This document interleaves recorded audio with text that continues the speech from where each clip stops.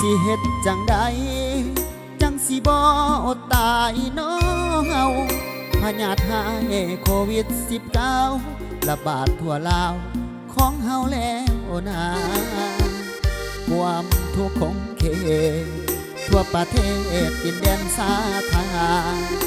พ่อแม่ลุงป้าเอาอาก็ไปมาหากันบ่ได้ระบาดครั้งใหม่หายแห้งกว่าครั้งผ่านมา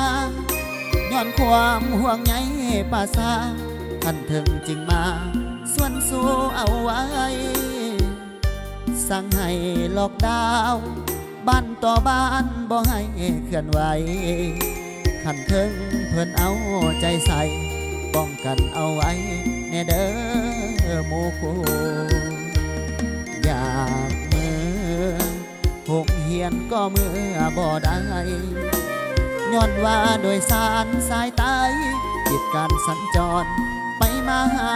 สู่เพื่อนมิตรสหายให้อดใจก่อนเด้อหมู่คู่บ่ดนปานใดดอกโมสิได้อยู่พร้อมหน้าพร้อมตาปู่ย่าตายายสิได้กินข้าวห่วมพานำกันความสุขบ่ดนดังฝันอีกบ่นานจะหวนคืนมาแต่ว่าตอนนี้บ้านเมืองเฮาสับสนแท้นาพญาธิทำลายป่าซาอดใจก่อนนาพี่น้องสาวลาว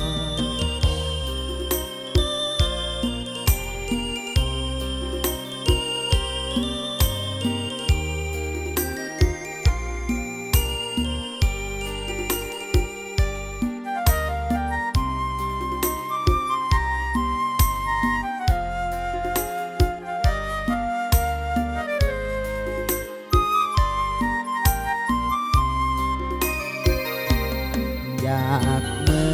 อหกเหียนก็เมื่อบ่ได้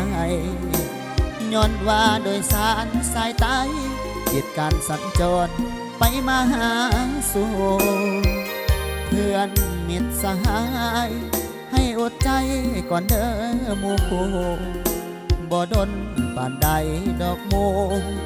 สิได้อยู่พร้อมหน้าพร้อมตาปู่ย่าตายาย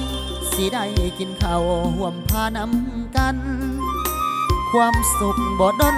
ดังฝันอีกบ่นานจะหวนคืนมาแต่ว่าตอนนี้บ้านเมืองเฮาสับสนแท้นาพญาธิทำลายป่าซาอดใจก่อนนาพี่น้องสาวลา